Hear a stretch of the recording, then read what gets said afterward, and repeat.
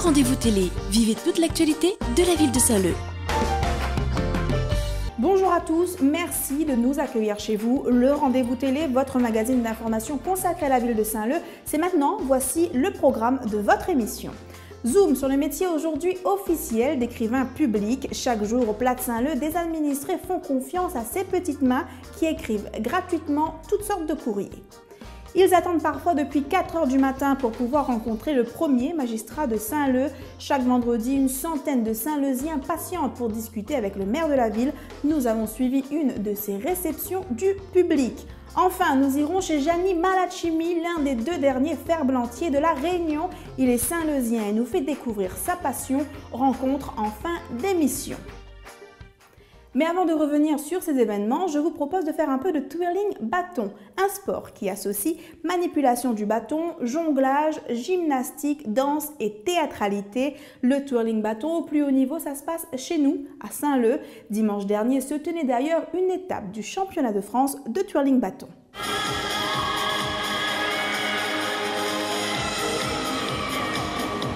Du talent à l'état pur. Le week-end dernier, plus de 160 jeunes athlètes venus de toute l'île se sont retrouvés dans le gymnase du centre-ville de Saint-Leu. L'association Les Alizés de Piton-Saint-Leu organisait un championnat départemental et la 8e de finale du championnat de France de twirling bâton. Et bien évidemment, les parents venus de toute l'île étaient fiers. C'était une passion pour elle, elle ne faisait pas de compétition et bon là on l'a inscrit à la compétition depuis l'année dernière. Toujours passion pour elle et apparemment elle aime ça quoi. Et des médailles. Toutes les filles sont venues récupérer des médailles d'ailleurs. Les jeunes athlètes de Saint-Leu ont été jugés comme des grands par un jury de professionnels. Les athlètes sont jugés sur plusieurs aspects, sur leur capacité donc, à manier l'outil qu'on a, le bâton, et après sur tout le côté de gymnastique, danse et expression théâtrale. Aujourd'hui, on a vu beaucoup de jeunes qui ont pas mal de capacités, donc assez intéressant, oui. Des jeunes qui se débrouillent déjà très bien pour leur âge et pour leur expérience. Les athlètes et entraîneurs des 5 clubs présents sont unanimes. La pratique du twirling bâton demande beaucoup d'investissement personnel. C'est très difficile et ça demande beaucoup d'engagement personnel, beaucoup de travail et beaucoup de travail sur soi-même. Il faut avoir le courage, la motivation parce que sans ça, il n'y a rien. Si on vient dans ce domaine-là, c'est pour montrer artistiquement ce qu'on a. Le twirling bâton est un sport ouvert à tous, filles et garçons. Une fois le bâton rattrapé, les jeunes athlètes présents reprendront les entraînements. On quitte le monde du sport pour un tout autre univers. Je vous propose de découvrir le métier d'écrivain public. Pour cela, direction la mairie annexe du Plat de Saint-Leu dans les hauteurs de la ville. Béatrice a l'habitude de franchir cette porte. Cette mère de 3 enfants vient régulièrement faire son courrier à la mairie annexe du Plat. Depuis que la mairie annexe du Plat, ça existe, on vient ici pour faire nos courriers parce que nous-mêmes, personnels, on ne peut pas. Ici, il y a des gens compétents à faire pour qu'on puisse avoir une bonne réponse. Des courriers comme celui-ci, Elisabeth et ses collègues en font 4 à 5 par jour. Le public est varié, des jeunes qui ont besoin d'aide pour écrire une lettre de motivation ou des pères et mères de famille. La liste de tous ceux qui viennent demander de l'aide est longue et variée. Nous rédigeons divers courriers, donc que ce soit pour la CAF, par exemple de remise de dettes ou des réclamations, des changements d'adresse. Le public, c'est quel genre de personnes qui viennent ici? Tout public, peut être des personnes handicapées, personnes âgées ou même des jeunes et moins jeunes. Depuis que le métier d'écrivain public est officiel, une charte encadre cette pratique. Elle est affichée ici à l'entrée de la mairie annexe et inclut une clause de confidentialité. Des fois, des gens y arrivent. Dans quel état avec... Souvent désespérés. Donc, quand ils reçoivent un courrier, ils ont la peur de ce qu'il y en a dessus. Donc, moi, personnellement, je rassure à eux, je lis le courrier et après, je cherche à aider à eux. Les écrivains publics que vous rencontrez dans les mairies annexes du Plat, de la Chaloupe et de Piton-Saint-Leu reçoivent sans rendez-vous aux horaires habituels d'ouverture de la mairie. On vient de le voir, les Saint-Leusiens se rendent en mairie pour effectuer différentes démarches administratives, mais ce n'est pas tout. Chaque vendredi du mois, le premier magistrat de la ville reçoit le public. Les demandes varient, les administrés et les histoires se succèdent. Et si chacun a un problème bien précis, souvent grave, la réponse semble toujours passer par la demande d'un emploi. Voici un vendredi comme les autres, ou presque, à la mairie annexe de Piton-Saint-Leu. Quatrième vendredi du mois, Piton-Saint-Leu. Certaines personnes sont ici depuis 4 heures ce matin. Il est maintenant 14 heures quand le député maire de Saint-Leu commence à recevoir les administrés. 73 personnes pour donc 73 dossiers différents. Je suis venu parler un coup avec le maire pour essayer d'avoir en fait un permis de construire. On a un terrain en déclassé constructible, mais on ne peut pas construire à cause des problèmes à côté. Donc on essaye de voir avec lui si on ne peut pas avoir un arrangement à l'amiable. Ça fait déjà 1 an et demi que je recherche un emploi de travail et pour l'instant j'en ai rien. Et je voudrais avoir au moins un travail. C'est à discuter. Les ménages autour de la table, s'il y a tout pour les jeunes. Moi, comme ils voulons dire, mes gamins de retraite, c'est bien pour les jeunes. S'il y a tout que les jeunes, a beaucoup de besoin de travail.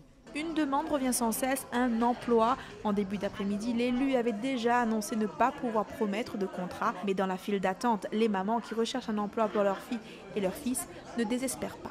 On y voit, pour moi, essayer de voir un peu pour mon garçon en fin de compte. Quel problème mon garçon? Mais mon garçon est sans emploi et pour savoir s'il ne pourra pas avoir un petit contrat pour mon garçon. On a l'espoir, on l'a entendu quand il est arrivé, il a dit qu'il n'y avait pas de contrat, mais on a un espoir. On a un petit espoir quand même, mais c'est discuter pour voir quoi il peut dire moi. Et après, si la pointe, c'est pas bataille, c'est pas cassé, on va voir peut-être pour plus tard. Si pour là, la pointe, peut-être pour après, on aura. Il peut être pas d'espoir quand même. Cette porte s'ouvrira plus d'une centaine de fois aujourd'hui. La plupart des administrés présents n'osent pas parler de leurs problèmes face caméra. Là, cet après-midi, vous avez peut-être pu interroger des gens, vous avez entendu des choses. Il y a un journaliste qui était là, assis tout à l'heure, journaliste de presse écrite, qui a pris conscience peut-être encore plus qu'avant ce que ça voulait dire recevoir le public et ce que les gens attendaient d'un maire. Certains reviendront peut-être le mois prochain. Aux demandes d'emploi s'ajoutent aussi des demandes de logement. Nous vous en parlions déjà la semaine dernière. Le Bus en route vers 2030 est une exposition itinérante, vous le savez, qui vous propose de découvrir les grands chantiers saint-leusiens. Voici le compte-rendu de sa première visite dans un quartier à la Pointe des Châteaux. C'était vendredi dernier. Premier arrêt pour ce bus qui file vers 2030, la Pointe des Châteaux. Le principe est simple, des affiches et des vidéos présentent les grands chantiers saint-leusiens. Je pense que ça va bien avancer Saint-Leu.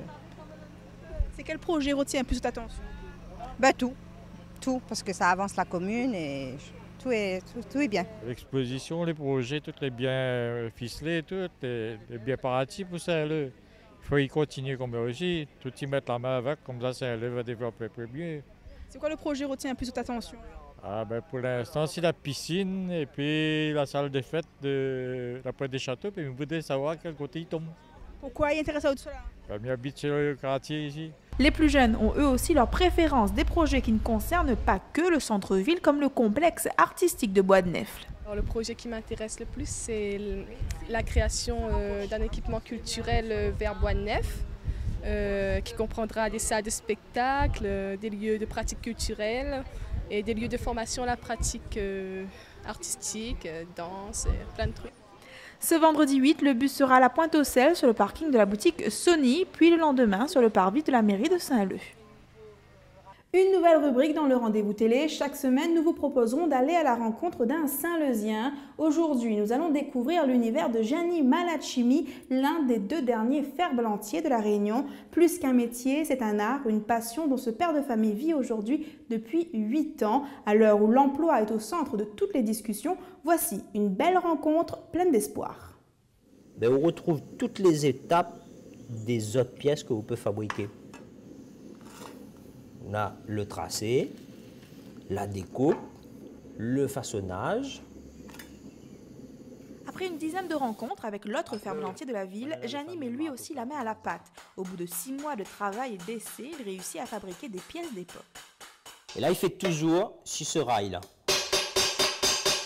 Le travail de ferblantier, c'est tout simplement le façonnage de toutes sortes de pièces en métal, mais du métal laminé, c'est-à-dire en feuilles. Il part des arrosoirs, des grègues, des bassines, pour aller vers les citernes, pour aller des objets de décoration, des objets qui sortent un peu de l'ordinaire souvent, puisque c'est des pièces que les usines ne fabriquent pas.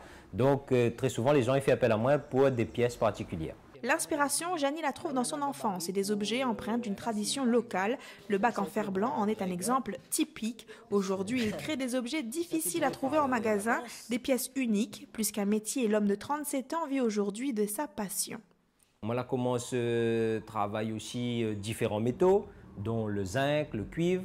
Et là, à partir de là où ou de création les infinis, quoi, ou voit autour que ça en a et puis oui, ça y fait pareil, ou adapte un peu, ou façonne des pièces totalement différentes, des pièces qu'ils ne trouvent pas en magasin. C'est bien sûr le but premier de l'artisanat, c'est faire des choses que le client ne trouve pas dans un grand magasin.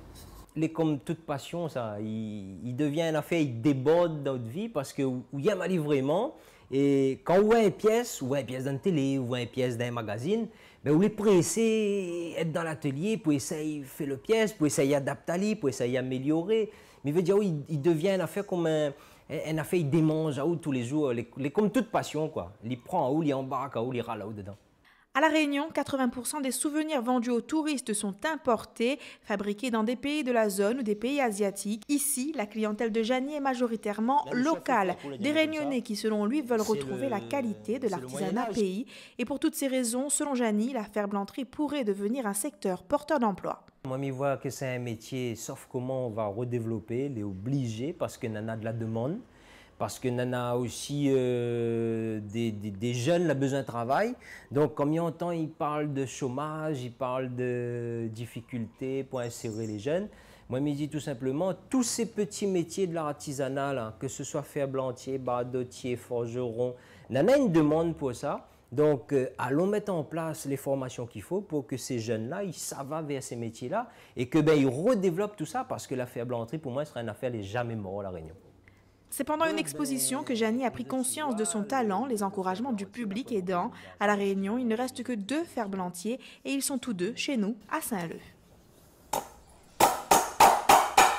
En cette période de vacances scolaires, n'hésitez surtout pas à venir nous rendre visite à Saint-Leu. Samedi prochain, par exemple, les associations de la ville célèbrent la fête de la femme. Ça se passe à la salle des fêtes du Foirail. Mais ce n'est pas tout, voici d'autres dates à ajouter à votre agenda.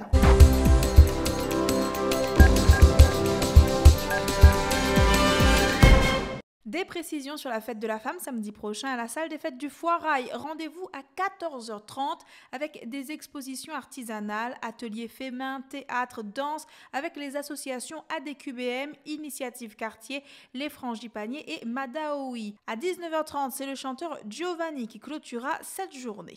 Des ateliers gratuits à noter mercredi prochain à la bibliothèque municipale de Piton-Saint-Leu et jeudi à la plateforme de service du Plat. Des ateliers d'illustration de comptines pour enfants, ateliers gratuits, attention, mais il faut réserver.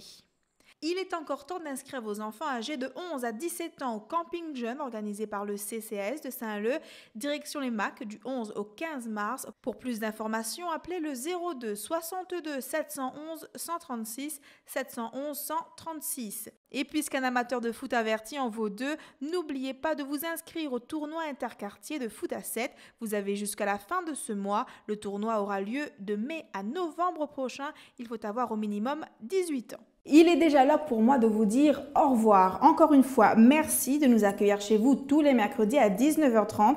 En attendant la semaine prochaine, je vous donne rendez-vous dès demain sur le terrain. À bientôt. La ville de Saint-Leu vous a présenté le rendez-vous télé. Rediffusion le samedi à 18h10 et le mardi à 13h15.